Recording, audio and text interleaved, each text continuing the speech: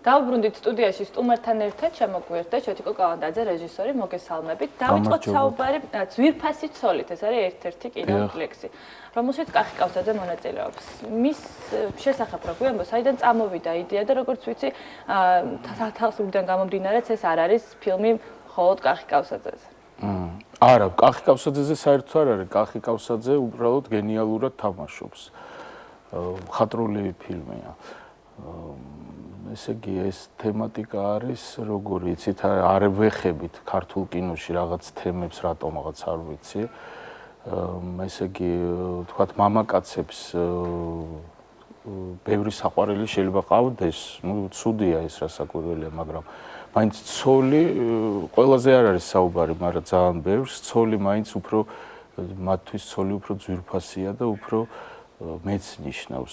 იმიტომ რომ ორგანიზმი რაღაც ემოციებს ითხოვს ზოგჯერ რაღაც ეს ბუნებრივია ჩემი აზრით.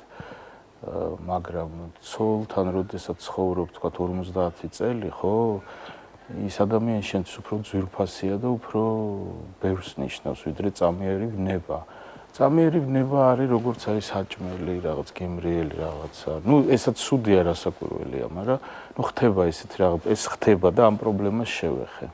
და ანუ ამ ფილმში საუბარია იმაზე, რომ შეიძლება ვთქვათ, პარალელურად საყვარელი იყოს და ამ შემთხვევაში ცოლი მაინც პირველ ადგილზე, ანუ ეს არის. ხო, ნუ ყველაზე არ არის საუბარი, მე ვამბობ, საერთოდ მინახავს ესეთი ხალხი.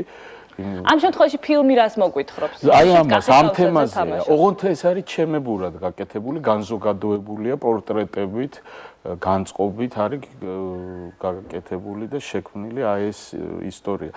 იცით რა არის, ეხლა ძალიან ბევრი იღებს ფილმს ლიტერატურის ილუსტრაცია გამოდის ფილმი, ანუ წამყვანი მასში არის ილუსტრაცია, რას გულისხმობ. შენ რო არ გესმოდეს, რაზეც ლაპარაკობენ ფილმში, შენ ვერ გაიგებ ფილმი რაზეა საერთოდ. დღეს ესე იღებენ ფილმებს. ანუ ფილმი არის მეორადი, გამოსახულება არის მეორადი. არა და გამოსახულება არის მთავარი ფილმში. ხო, შენ რო არ გესმოდეს ენა, უნდა გაიგო იქ რაშია საქმე. ანუ რო არ იცოდე ის ენა რა ენაზეც არის გადაღებული ეს ფილმი, შენ ვიზუალის მეტყველებაზე. უნდა გაიგო რაშია საქმე ფილმში. გასაგებია, გარდა ამისა, ალბათ ერთ-ერთი მთავარი ნაწილი, რა თქმა უნდა, ვიზუალური მეტყველება იქნება, ვიზუალის მეტყველება იქნება მხატვრის მუზებში, ფილმში, რომელშიც ნამდვილად მხატვრების გენიალური მხატვრების მუშაობაზეა პრინციპში აგებული. ამ ფილმზე გითხარი, არის ზურაბ ნიჟარაძე და ედმუნდ კალანდაძე. ზურაბ ნიჟარაძე და ედმუნდ კალანდაძე აგრეთვე ძიმა ერისთავიცი იქნება, კოლა კანდელაკის არჩეულური ქანდაკებები, ჯემალ შანიშაშვილის ქანდაკებები. ეს მეორე ნაწილში იქნება, მაგრამ ერთ ფილმად იქნება ეს ასე. პირველი ნაწილი მზად არის. ძალიან დიდი მადლობა მინდა უთხრა ყველას, ვინც მონაწილეობს პირველ რიგში. ისინი ამბობენ, რომ მე უმცროსი მეგობარი ვარ მათი, ბატონი ედმუნდ კალანდაძე და ზურაბ ნიჟარაძე. ძალიან მიყვარს ეს ორი ადამიანის შემოქმედება და თვითონ ადამიანები არიან ძალიან გენიალური პიროვნება ორივე მათგანი. და ყველა მონაწილეს აგრეთვე მადლობას ვუხდი, ძალიან ბევრი ადამიანი მონაწილეობს. ყველა მათგანი პიროვნება, აგრეთვე მოდელები მონაწილეობს, ნატალია სააგენტო, ნატაშა, დიდი მადლობა შენც ამისთვის. ადამიანები, რომლებიც არიან ამ ფილმში დაკავებული, მაგრამ ძალიან საინტერესოა რა ხდება. მზია მაღლაკელიძე მონაწილეობს მესამე ფილმში. ქვია ისა დაუნდობელი საფუძველი. კი, ამაზე აუცილებლად ვისაუბრებთ, მაგრამ მანამდე საინტერესოა ძალიან რა ხდება ისი მხატვრების სალონში, მაშინ როცა ისინი მუშაობენ. ეს არის ალბათ ყველაზე ინტიმური მომენტი მხატვრისთვის და ხელოვანისთვის. და ყოველთვის მაინტერესებდა პრინციპში და ალბათ ყველას აინტერესებს, როგორ ითანხმებ ასეთ ადამიანებს მაშინ რომ მიიღონ მონაწილეობა ფილმში და საბოლოო ეს ხალხი მე ბავშვობიდან მიცნობს, იქ გავიზარდე ფაქტიურად, ხო? იციან ჩემი გემოვნება, მე ხომ მხატვარი ვარ, მანთან ხატავდი და რა ვიცი, არც ყოფილა პრობლემა დათანხმებაზე. რატო არ უნდა დათანხმდნენ, რა ვიცი. უბრალოდ ისე ვამბობ, რომ მადლობას ვუხდი, ძალიან გავაწვალე რა, წარმოიდგინე წელიწადი და 8 თვე, ძალიან ბევრი რამე არ შევიდა თან ამ ფილმში. და რა ხდება მაშინ სახელოსნოში, როცა ორი შემოქმედებითი პროცესი ერთდროულად მიმდინარეობს. მხატვარი ხატავს და შენ იღებ ძალიან ძნელია რა, თან გინდა კარგად გადაიღო, თან ბატონი ზურაბი თქვა, ამბობს განათება არ არის, ვერ ვხედავ იქ რომ დადგე ან რაღაცა და ძალიან ძნელია, მაგრამ აი აი ესე ძნელად, მაგრამ ღმერთის წყალობით. დაუნდობარი ზაფხული ახსენეთ წეგან ფილმი, რომელიც მოგვითხრობს სიბერეზე შეიძლება სიბერეზე მე ეს ბავშვი რაღაცა უკვე 10-11 წელია ფილმს მოვკიდე ხელი გადაღებას და ჯერ კიდევ მაშინ ვიღებდი ამ თემატიკაზე, რო არავინ არ იღებდა ამ თემატიკას, საერთოდ არ ეხება არავინ საქართველოში. რატომღაც არა და დრო წარმავალია და ეს პრობლემა ყველას აწუხებს მალე თუ გვიან და ეხლაც ეს ფილმი, ანუ მზია მაღლაკელიძე მისე ითამაშა, ну აი ფანტასტიკურად. როგორც კახი კავსაძის თამაში არის, აი მადლობა ორივეს. ანუ შეეჯახება ქალბატონი, რა არის, იცი ძალიან ხშირად ხალხი მაგ როდესაც წლებში შედის გაურბის რეალობას. გონიათ რომ რაღაც ილუზიებით შეიძლება შეიქმნენ ისეთი რეალობა, რომელიც მათ უნდათ, მაგრამ მოდის დრო რომ ეჯახებიან ამ რეალობას და ეს არის ძალიან დიდი ტრაგედია და აი ამაზეა ეს ფილმი.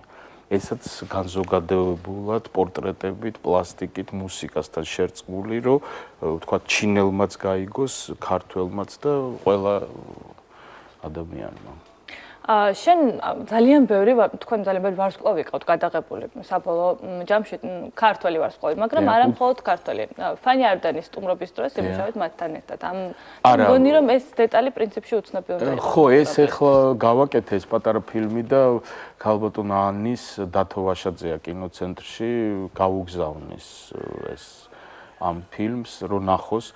ხო, მე ისა გადავიღე მისი მასტერკლასი ფილმად, რომ დარჩეს ახლა როდის ჩამოვა კიდე აქ, ხო? შეიძლება არასდროს არ ჩამოვიდეს, მაგრამ საქართველოს ექნება ეს ფილმად, რომ მომავალ თაობებმა ვიცოდეთ ესეთი დიდი მსახიობი, ну, უფრო ვიტყვი, დიდი ტიპაჟი მსახიობი, გენიალურ რეჟისორებთან ნამუშევარი დარჩება ფილმად.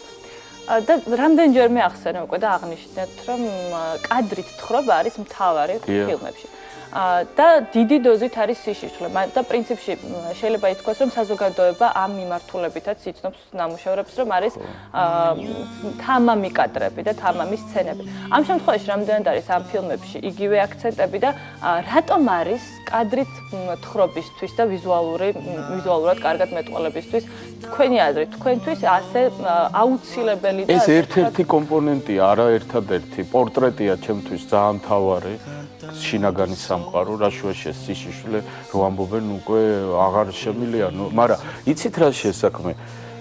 ესე იგი, ვაი ვიდეოზე იყო ფასიანი ჩემი ფილმები და მარტო ჩემი ფილმები იყიდებოდა, მაპატიეთ, მაგრამ ხო და იმათმა მითხრეს რომ ეხა იცი რა სხვა არ იყიდებოდა, ეხა ჩვენ უნდა გადავიდეთ, გავხსნათ ეს უფასო, იმიტომ რომ ჯგუფი მუშაობდა, მაგ რაღაც ხელფასს უხდიდნენ, რომ მაგ რა ფასიანი რო არის, რაღაც ეს არის საჭირო ოპერაციები და ეხა გაიხსნა ფილმები და ხალხმა ნახა რომ ეს ის არ არის რაც ეგონათ მე მგონი იმიტომ რომ მე მგონი რა ვიცი კახი კავსაძის თამაში თუ პორნოგრაფია აბა არა მგონი არა თავისთავად ამაზე არის საუბარი უბრალოდ მაგრამ სიშიშვლე არის აი იცი რა ეს გაბედული მომენტი მე ხატრობიდან შემომრჩა მე რო დამემთავრებია ვთქვათ და ყოფილიყავი რეჟისორი აქ ინსტიტუტში მესწავლო ვერ გავბედავდი ამას მაგრამ რადგან სიშიშვლე არის ესთეტიური ჩემთვის და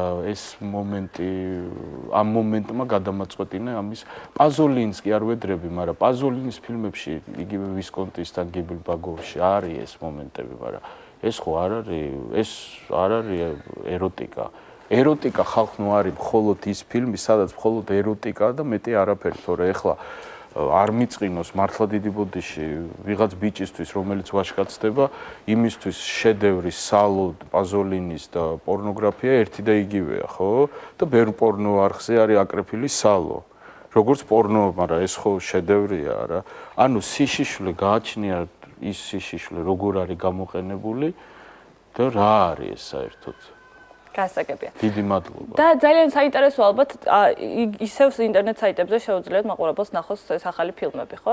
ხო, ჯერ ეს თავიდან ბოლომდე არდებს ეს მხატვრის მუზები და როგორც კი დაიდება, გაიგებს საზოგადოება. ძალიან კარგი, გისურვებთ წარმატებას მაყურებელს. შევახსენებთ ჩვენი სტუმარი იყო შოთიკო კალანდაძე, რეჟისორი, რომელმაც კიდევ ახალი 3 ნამუშევარი შექმნა. ჩვენ რეკლამამდე ვნახოთ, რეკლამის შემდეგ დაგიბრუნდებით არ გადაერთოთ.